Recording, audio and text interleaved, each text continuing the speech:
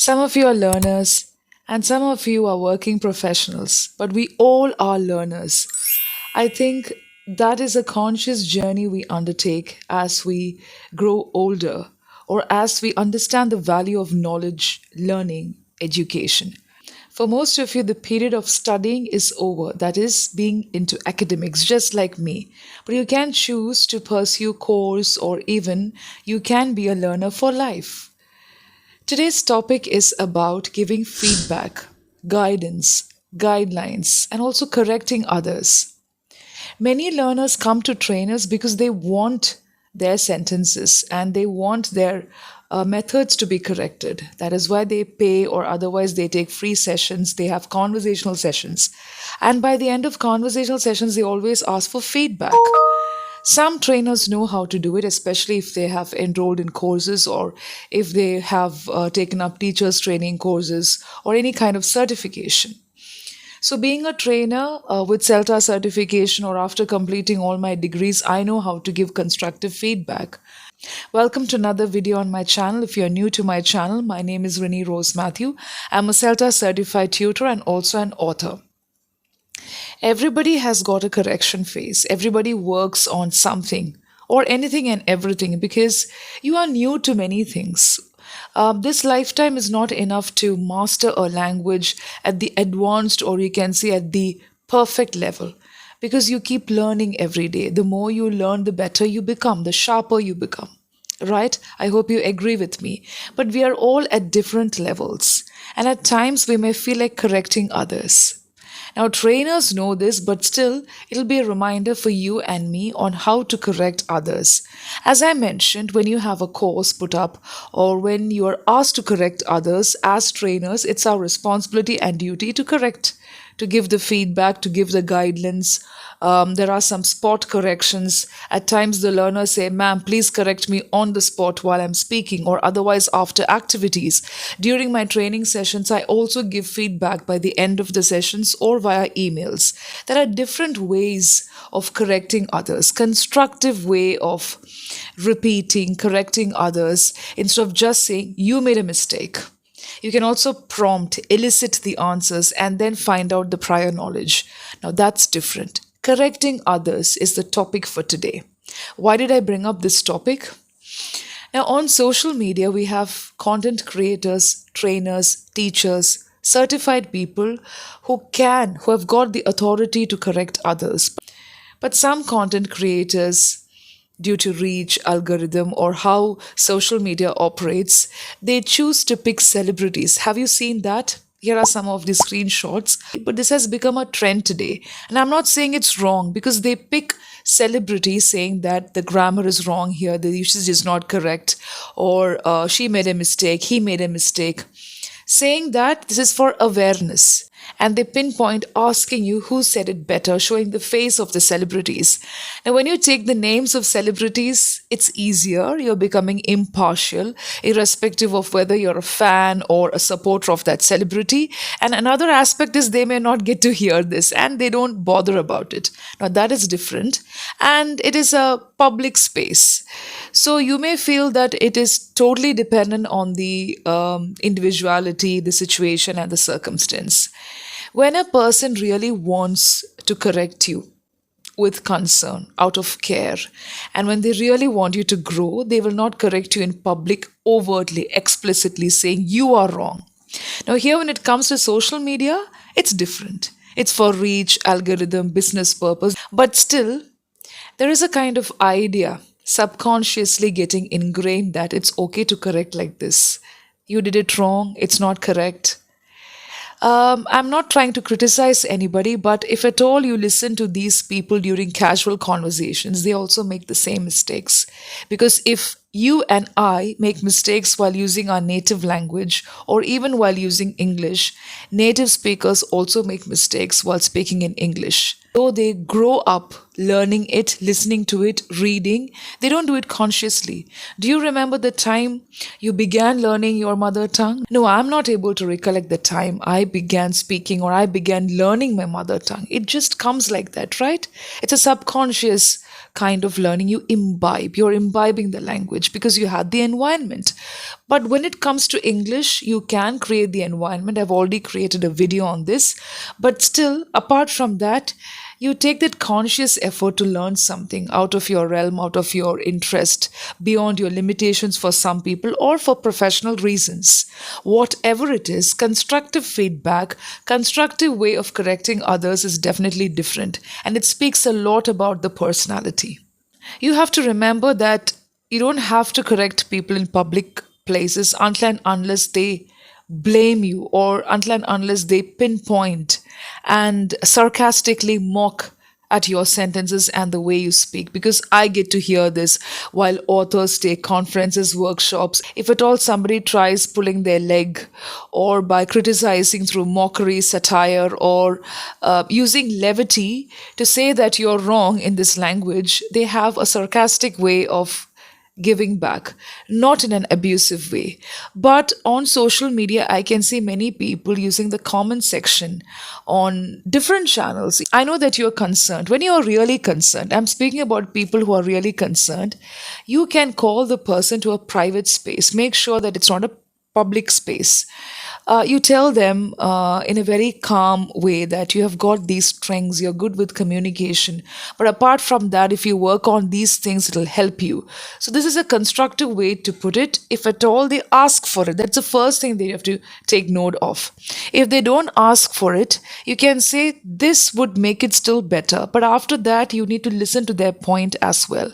Because when it comes to the context, when it comes to content creation, or when it comes to conferences, offline sessions, offline workshop, meetings, and presentations, at times you may not have to use a particular set of words, phrases, idioms, or even bombastic, flamboyant, advanced language. It solely depends on the people, the audience, and also why you're standing there to give the presentation. Most of the time, we are asked not to use difficult words while taking sessions or while taking the teachers training workshop, because we have teachers from different backgrounds, different expertise, and we can use standard English so that they get to listen to us, but still you can make it crisp and clear. So be clear, be to the point. Suppose you refer to something, and if you feel that this point is not correct, you can quote the page number. When you quote the page number, make sure that the other person also gets a chance to read it. So, when you give the chance to the other person to read the resource, if at all there is a resource, make sure that you listen to their interpretation. Now, I'm not trying to say that poetry, it's not like poetry or any other literature textbooks where you can find multiple, or you can say multi layered meanings. No, that's not the idea. The idea is when you study together, when you read a resource, maybe your understanding is not completely correct. Maybe you just got one perspective or one idea from that page, but what if the other person has got another point, depending on the context? So, when you correct, the point is be clear, be specific. Tell them why you are concerned or why you want them to get this corrected. If you're not a trainer, if you're a co learner, make sure that you don't lash at them. Make sure that you don't throw words in a very harsh way, because finally you may end up saying, I didn't mean to hurt you, I just wanted to correct you, but you're not very open to criticism. It's not like that. It has got nothing to do with criticism. And when you're on social media, there is a kind of thought that's revolving that you can say anything and everything, and that people should be open to criticism. Constructive criticism is different from destructive criticism. Another point that you have to keep in mind is when you're really concerned, you can give some tips, some methods that have been helping you when you are quite clear with the feedback, with the guidelines saying that I refer to these books, I went to this mentor, I think you can also get this corrected. It's not just the case with language. With reference to health, physical condition, mental condition, or even their job profile, you can give guidelines, because we need suggestions from people who are constructive, who are experienced, or has got another diversion to the actual issue, the problem. Never correct when they don't ask for it. Only if you're close to the person, depending on your relationship with the person, make sure that you correct the person based on the situation. People who are seated in front of you, the atmosphere. That is why I asked you to call them to a private space. But apart from that, even if the person is a stranger, make sure that he or she is comfortable. I'm not referring to being open to criticism. I think most of the human beings, most of them are open to genuine constructive feedback and they would thank you for that. But when it comes to setbacks, backlash, or even going to the extent of saying that I am better than you, it's not a good way of putting it. There are trainers who do it. Yes, I'm telling this to all the learners. There are some trainers who claim to be the best, who are the best of the lot, or who can be well versed and quite eloquent in any language. That's not the case. The minute you say that you don't need guidelines, the minute you say that I am perfect, I think you are confined in that speech bubble, which many learners and trainers are already. So there is a way to do it. And the last point is before you come up with a feedback, a guideline, or a correction, also make sure you cross check because your prior knowledge could be wrong. What if your prior knowledge, what if your understanding, what if your comprehension has got another side to it? We all are dealing with language and mental health through this channel. So you need to read about it. Check if this is also right. And one more thing is when you don't cross check, everybody will not take the time. They may not be concerned to clarify and say, no, I think there is another dimension to this, there's another side and perspective, or even another resource to this. Because nobody has got the time. They take a step back so that they don't get into unnecessary arguments or even discussions. So it's not about friendship, it's not about being genuine, but literally people don't have the time because the world is moving fast. You can find the time to cross check, and if at all you want to do it, you can do it.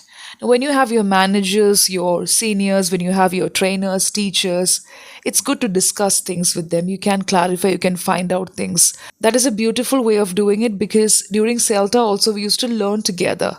Sometimes the mentors or even our batchmates may not have the answers. So we'll say, let's learn it together, let's discover, let's read these books and find it out from pages. So that is the joy of learning instead of saying, this is not right and that is not right.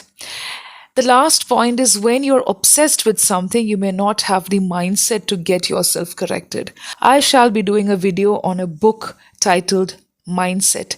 This will help you with small scale business, anything that you want to begin. Even with learning, it has got another path and direction to learning, another avenue opens up. And it was a great learning process for me. And here through this video, I'm trying to share the guidelines that can go wrong with you. I don't want you to waste your precious time because I see this happening. I see this happening during offline and online sessions. Real is different from real. We all know that. And whatever you see on social media is one part, one aspect of what people are trying to give you. And there is sincerity, there is genuinity, there is comprehension, and there are guidelines also. Because I learn a lot of things through many YouTube videos whenever I want to learn, whenever I want to get feedback or guidelines. Okay, so I just wanted to remind you these are not pieces of advice, this is not part of lecture. I learned it from my mentors. This is what they did. This is how they used to correct me and my batchmates, my colleagues, and my classmates. I think you can do the same thing. Until and unless you are asked to correct, don't do it. But otherwise, if you're really concerned, you can be cautious and don't make the person conscious because the next time this person may just avoid speaking, hesitate, refrain from speaking completely because always your mind clings to the negative thoughts, thinking that it's a negative aspect or it's a weakness that you're undergoing.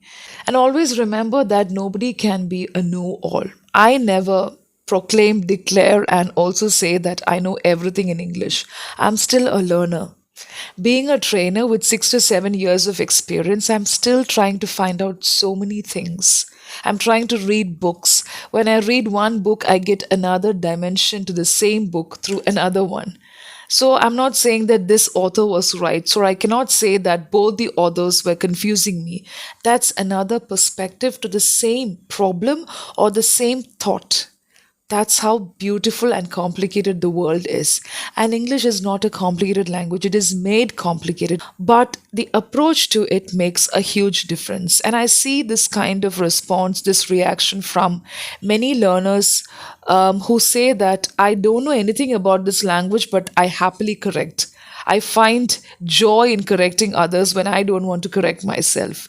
I think that's not the idea. We can do it constructively when native speakers also make mistakes. The last point is escaping. When you know that you made a mistake after correcting somebody else, I think you have to admit, acknowledge that, and say, I think through this correction I learned something. As I mentioned earlier, you may not know the other side or the other direction to the same concern or thought. So, when that's the case, it's okay to admit and acknowledge saying we had a good discussion. And there are ways of doing it. Is it okay to speak about this? Can we have a discussion? Or is this topic debatable? You clarify and then you can ask questions instead of doing it openly. So, coming back to the first point, correcting celebrities is a good way of spreading awareness, but that is not a constructive way of doing it because when you pinpoint, there are creators. I'm not saying that every creator is like that, but there are harsh and rude ways of doing it, and it's quite explicit, obvious on social media saying that this is mediocre. Nothing is mediocre. Plain and simple language also add meanings, value to your sentences. The only thing is you can garnish your sentences with advanced or you can say different words so that you don't get bored, so that you add this fragrance, so that you add this touch of richness to your language. And if ever you get to listen to the casual conversation of these creators who are harsh, rude, who claim to be super with language through practice, you will also get to hear these mistakes. And these mistakes are apparently heard, it's visible when they use these sentences. The other day, I came across an Instagram content creator who's a communication skills coach. She was quite rude in making these kind of content videos saying she made a mistake, he made a mistake, this is mediocre language. And she also went to the extent of criticizing one AI video that really conveyed something through humor. In some places, we have to use simple language, and that's how everybody will get to understand, comprehend the context. And in some places, you can use difficult words, advanced words.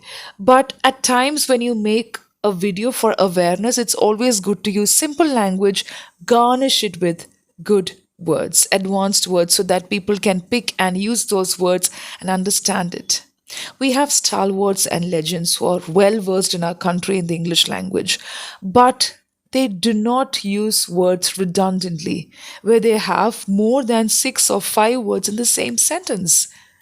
They put two words in the same sentence and occasionally they pause. It's all natural way of expressing your thought.